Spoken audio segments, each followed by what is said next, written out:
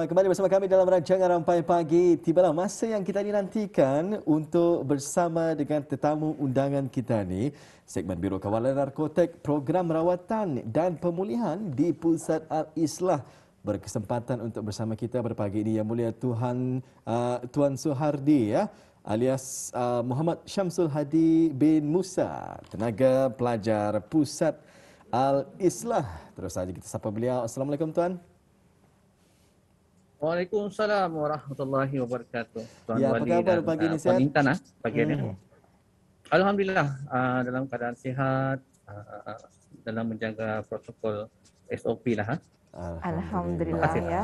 Jadi pertama sekali kami ingin mengucapkan selamat datang ke Rampai Pagi dan terima kasih ya di atas masa yang diluangkan untuk bersama kita pada pagi ini dalam segmen Biro Kawalan Narkotik, program rawatan dan pemulihan di Pusat Al-Islah. Kita mulakanlah ya segmen kita pada pagi ini. Intan, silakan. Ya, jadi tuannya kita berbicara mengenai dengan program rawatan dan pemulihan di Pusat Al-Islah. Jadi sebagai mukadimah mungkin boleh berkongsi apakah antara program yang dijalankan ya bagi residen yang menjalani rawatan di Pusat Al-Islah. Silakan tuan. Terima kasih. Bismillahirrahmanirrahim. Lebih dulu mengucapkan terima kasih kepada RTB atas peluang yang diberikan mewakili Pusat Al-Islah untuk berkongsi sedikit apakah program yang dijalankan di Pusat Al-Islah itu sendiri. Barangkali sebagai mukadimah Wali dan Intan, ada baiknya Ketani mengetahui sedikit sebanyak tentang siapa sebenarnya residen dan apa kesan dadah itu sendiri pada individu yang telah terlibat dengan penyalahgunaan dadah. Dan hasil kajian sebenarnya ada banyak aspek yang perlu dibetulkan pada diri individu yang sudah terlibat dengan penyalahgunaan dadahan. Antaranya attitude, kemudian kegagalan menangani emosi, cara berfikir, kurang atau tidak mengamalkan amalan kerohanian, dan kurangnya pengetahuan tentang kesan setelah terlibat dengan penyalahgunaan dadah dan tidak mahir dalam membatasi pergaulan atau sosial dan sebagainya. Walau macam mana pun, jadi kalau kita dilihat seorang ini macam dianggap macam pesakit. Kalau di Pusat Al-Islah kami anggap orang ini seorang pesakit lah. Dan tentu apabila kita bercakap tentang pesakit, yang perlu kita fikirkan adalah kaedah rawatan yang sesuai ataupun yang efektif pada individu yang berkenaan. Dan alhamdulillah tuan, hasil dari penelitian Jabatan Biro Kawalan Narkotik mengantar pegawai-pegawai untuk berkursus luar negeri dan sebagainya mencari solusi ataupun jalan terbaik atau best practice di luar negeri. Apakah kaedah yang paling berkesan digunakan? Alhamdulillah setelah diteliti ataupun dikaji, ditemukanlah satu program yang mungkin sudah lama sebenarnya dipraktis di luar negeri, sekitar 1970-an di negara barat, dan alhamdulillah sampai ke ASEAN sekitar tahun 1980-an, dan Indonesia sendiri kalau saya tidak silap 1984 sudah apply.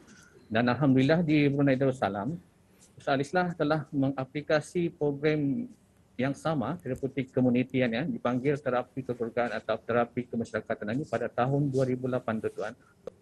Dan di sana bermulalah dan program ini dikenal pasti macam sesuai dengan ajaran agama kita ini dah jauh harinya, dan mana yang kurang sesuai untuk dipastikan di Brunei kita disesuaikan. Kami sesuaikan dengan budaya ataupun konsep negara kita ini, Melayu Islam Beraja. Dan alhamdulillah sehingga hari ini program ini terus berjalan dan masa demi masa mencari meningkatkan apakah lagi kaedah yang bagus untuk residen-residen ini agar orang ini kembali ke pangkuan masyarakat, pangkuan keluarga sesuai dengan visi dan misi Pusat Al-Islah tuan. Itulah tuan, yang penting masa ini program yang ada di Al-Islah berkonsepkan therapeutic community yang diadaptasi dari luar negara dan mempunyai kesan yang bagus di luar negara. Dan program ini tuan yang cantiknya ia menekankan kepada 4 komponen. Komponen ataupun target utama yang perlu ada dimiliki oleh individu yang menjalani rawatan. Iaitu yang pertama, pembentukan semula tingkah laku. Ini semua dicapai melalui melatih residen-residen untuk mengamalkan hidup berperaturan. Ya. berdisiplin, dan sistem tool of the house. Kalau saya akan terangkan tool of the house mungkin dah sempat pernah. Kedua, dilatih untuk pandai atau pengendalian emosi dan psikologi. Artinya resident ini dilatih untuk menjadi seorang insan yang pandai menangani emosi, apapun bentuk emosi, gembira, marah dan sebagainya. Dan psikologi, iaitu cara berfikir, cara yang lebih positif dalam menghadapi cabaran-cabaran dalam hidup yang akan datang. Dan ketiga, perkembangan intelektual dan kerohanian. Dan residen-residen ini di Al-Islah dilatih dikembangkan intelektual orang melalui program morning meeting, kelas-kelas rawatan, relapse prevention, anger and stress management dan banyak lagi lah sebenarnya program yang ada di sana. Cuma ini adalah besarnya. Dan yang terakhir, kemahiran vokasional dan sosial. Setelah menjalani 2 fasa, iaitu fasa 3, residen akan diserapkan ke dalam program vokasional. Dan di samping itu, ada banyak aktiviti kemasyarakatan yang dijalankan. Dan hari-hari istirangan dilatih melalui sistem hierarki, macam mana cara bergaul dengan orang lain, macam mana cara membuat aktiviti yang sehat, petang-petang sukan dan sebagainya. Itu. Dan program ini sebagai tambahan, barangkali program ini juga mendorong residen untuk mampu bertahan dalam kehidupan bebas dari penyalahgunaan darah dengan penghayatan falsafah teras dan falsafah teras. Ada 2 falsafah yang perlu diamalkan di dalam kehidupan dan perlu untuk konsisten dalam kehidupan bebas darah ini. Kami serapkan 5 tunggak utama, iaitu mengamalkan hidup berkonsepkan kekeluargaan, ada masalah share dengan keluarga, sokong bantu rakan sebaya, saling bantu membantu antara satu sama lain. Ketiga, sesi terapi, ada banyak sesi yang sudah disediakan. Sesi agama yang perlu diamalkan dalam kehidupan dan contoh tauladan antara 4 kunci penting. Maksudnya contoh tauladan itu residen diberikan contoh ataupun dengan adanya role model untuk diri diorang, ini boleh meningkatkan keyakinan diri diorang bahawa sebenarnya orang yang pernah jatuh ini boleh berubah, boleh berjaya dalam kehidupan. Itulah yang barangkali antara perkara yang membuatkan program ini dipikirkan sesuai. Sudah tentulah dalam 6 bulan pertama di fasa 1, residen ini memang dikuatkan program keagamaan tuan. Orang bukan saja di sebelah siang menghadiri kelas agama bersama guru-guru agama dari pengajian Islam, Jabatan Pengajian Islam. Malahan sebelah malam sama juga solat 5 waktu, sembahyang sunat taubat dan banyak lagi lah program keagamaan yang dianjurkan. Sama macam tadi di luar. Kalau di luar ada berzikir maulud, di dalam pun ada juga. Ya, luar biasa sekali ya. Yang ada lah. Banyak sekali ya pengisian-pengisian yang dimuatkan ya bagi residen yang menjalani lawatannya di Pusat Al-Islah ini. Beberapa program-program turut dikongsikan sebentar tadi ya. Dan kita melihat ya di antara program-program ini pastinya akan mampu ya mengubah pesakit-pesakit ini tadi ya untuk menjadi insan yang lebih berguna ya, dan insya-Allah kembali boleh seperti sedia kala ya. Jadi amin. Iya, kita ingin mengetahui nih tuan ya, kalau boleh berkongsilah siapa yang mengendalikan program ini. Terima kasih Wali. Soalan ini baguslah. Supaya program ini efektif, ada keunikan yang ada dalam programannya. Macam yang saya cakapkan tadi, antara 5 atau 4 kunci keberkesanan satu program rawatan untuk pemulihan darah ini adalah dengan adanya role model lah. Dan sudah pasti memang semua ini dipantau oleh pegawai-pegawai dari Biro Penanganan Narkotik yang sudah berkursus di luar negeri, malahan memahami program ini juga, malahan pernah mengikuti program ini di luar negara. Dan di Brunei Darussalam ada beberapa orang recovery person ataupun orang yang pernah menjalani rawatan ataupun pernah jatuh bangun dalam kehidupan, terlibat dengan penyalahgunaan darah dan sebagainya, dan akhirnya mampu bangkit dari kejatuhan. Dan seorang wanita yang diambil di bawah Biro Kuala Narkotik untuk menjadi seorang tenaga pengajar dan pemimpin dalam satu hierarki, kami panggil hierarki. Dorang kami panggil mayor. Mayor ini kalau di tafsir Melayu ketua bandar, jadi dorang wanita yang menjaga satu lin. mengendalikan program dan dalam memastikan kelancaran program ini berjalan dengan baik. Ada satu sistem yang unik juga. Ada beberapa orang residen yang sedang menjalani rawatan pun dilantik, dibagi tugas. Kami panggil sistem hierarki. Ada pemimpin, ada COD, ada chiefnya, ada shingle-nya, ada SPO-nya. Masing-masing memainkan peranan. Tujuannya untuk memastikan segala apa yang telah diberikan itu berjalan dengan lancar. Dan antara kesan baik yang ada pada individu yang memegang hierarki ini kan banyak.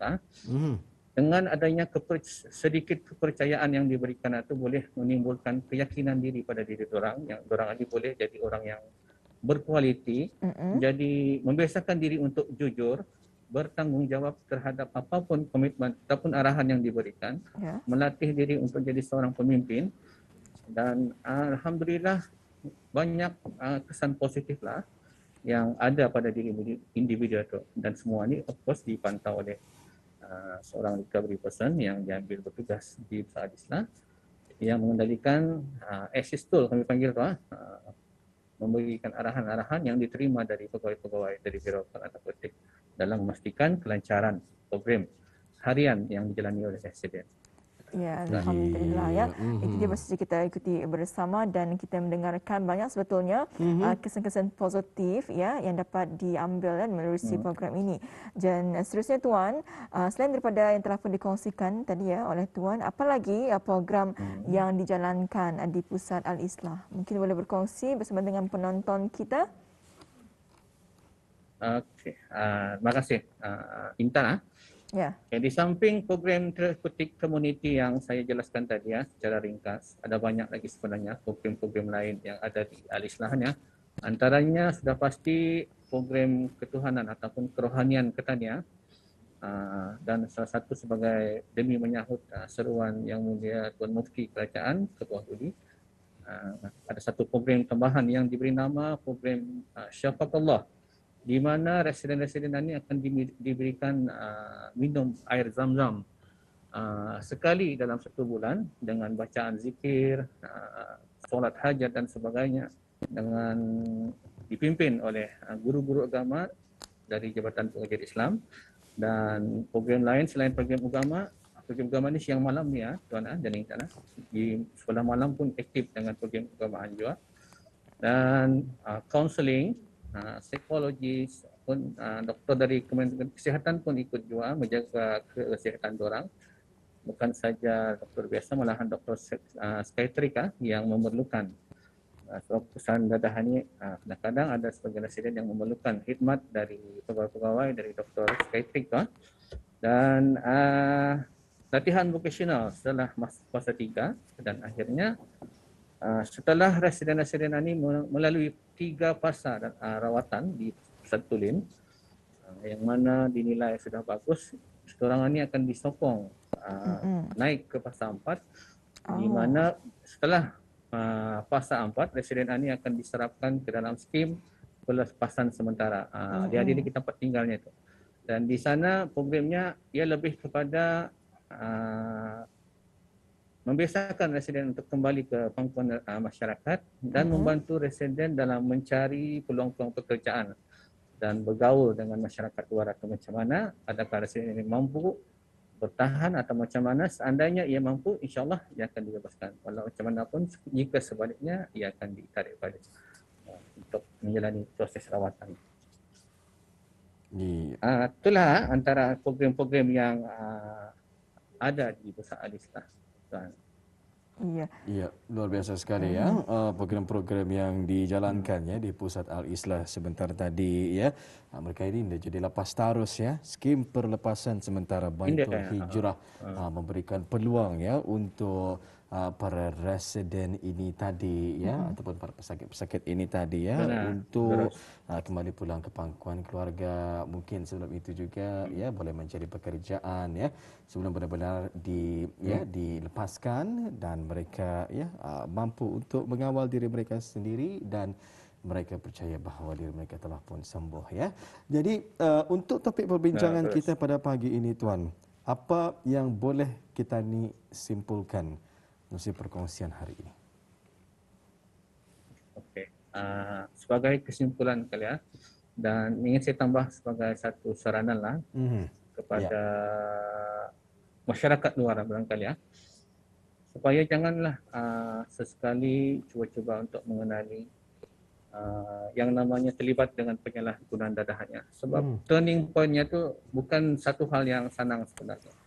Ada banyak kehilangan yang bakal berlaku pada diri orang-orang yang terlibat dengan dadahan ini, dan untuk bangkit itu sendiri bukanlah satu hal yang mudah sebenarnya tuan. Dan kalau cakap tentang rawatan di Al-Islah itu, saya fikir, saya rasalah sudah banyak berusaha semaksimal mungkin, sentiasa mencari solusi demi solusi, the best practice. Walau macam mana pun, kadang-kadang ada kami dapati ada sebahagian residen yang terlibat balik dengan penyalahgunaan dadah. Semua ini sebenarnya kami balikan kepada ayat Al-Quran dalam surah Ar-Ra'd ayat 11 yang kira-kira berbunyi Bismillahirrahmanirrahim. Innallaha la yughayyiru ma biqaumin hatta yughayyiru ma bi anfusihim, yang kira-kira bermaksud sesungguhnya Allah tidak akan mengubah nasib satu kaum itu sehinggalah kaum itu sendiri yang mengubah. Dan insyaAllah Alhamdulillah sebenarnya ada banyak residen-residen yang telah berjaya, cuma ini nampaklah di TV di mana, melainkan ada yang ada masalah, mungkin orang ini nampak. Jadi kita ini perlu juga kadang-kadang melihat keberkesanan program yang ada di Pusat Al-Islah. Kita jadi mungkin sebagai dunia kata-katanya mohon maaf ya kalau tidak bisa. Al-Islah mungkin kami mungkin tidak dapat menyajikan kepulihan. Kami sentiasa berusaha, kami dapat membagi guidance ataupun bimbingan semaksimal mungkin. Tapi akhirnya baliknya keputusan sama ada pulih atau tidak itu terletak pada diri individu yang menjalani rawatan itu sendiri tuan. Seandainya ya konsisten dengan apa yang telah diajarkan di Pusat Al-Islah itu, saya yakin 95% insyaAllah mereka akan terus selamat dan tidak akan terlibat dengan penyalahgunaan dadah. Dan ada satu falsafah bagi orang-orang yang terlibat dengan penyalahgunaan dadahannya, recovery is not a destination, but it is a long journey. Maksudnya kepulihan itu bukanlah satu destinasi yang dapat dicapai, tapi adalah satu perjalanan yang panjang. Jadi residen ini perlu mengamalkan sentiasa aware, berhati-hati dengan setiap langkah yang mereka susun. Dan of course yang paling penting tuan adalah sokongan keluarga dan masyarakat untuk memberikan dorongan ini peluang. Kadang-kadang ada yang sudah benar-benar kan mau baik, oleh kerana kurang sokongan, kurang kepercayaan. Akhirnya perkara ini mendorong-dorong untuk terlibat balik. Tapi saya tidak menyalahkan keluarganya. Maksudnya yang perlu dibetulkan adalah individu itu sendiri. Kami menyerapkan ketahanan diri pada diri individu itu. Contoh, satu falsafah lagi, understand is rather than be understood. Memahami lebih baik daripada minta difahami. Ini nilai yang kami serapkan ke dalam diri individu sendiri. Supaya jangan menyalahkan orang lain. Fahami kenapa orang kadang-kadang susah untuk percaya pada diri mereka. Fahami kenapa keluarga kadang-kadang sukar untuk menerima orang. Semua ini adalah berpunca dari diri sendiri. Dan apa yang perlu orang ini lakukan adalah membuktikan pada individu, pada keluarga, pada masyarakat bahawa orang sudah berubah dan bahawa orang ini sudah pulih, bahawa orang ini sudah meninggalkan kegiatan-kegiatan lama. Itulah Tona, barangkali antara kesimpulan yang ada dalam program ini. Baik, ribuan terima kasih kita ucapkan ya buat Yang Mulia Tuan Suhardi alias Muhammad Syamsul Hadi bin Musa, tenaga pengajar Pusat Al-Islah, berkesudian bersama kita pada pagi ini secara virtual dalam segmen Biro Kawalan Narkotik Program Rawatan dan Pemulihan di Pusat Al-Islah. InsyaAllah Tuan ya, jika ada kesempatan kita ini akan bersama lagi dengan topik perbincangan yang lain pula. Terima kasih perkongsiannya pada hari ini. Jaga kesihatan, sampai jumpa lagi. Assalamualaikum. Waalaikumsalam warahmatullahi wabarakatuh. Terima kasih kembali Wali dan Intan.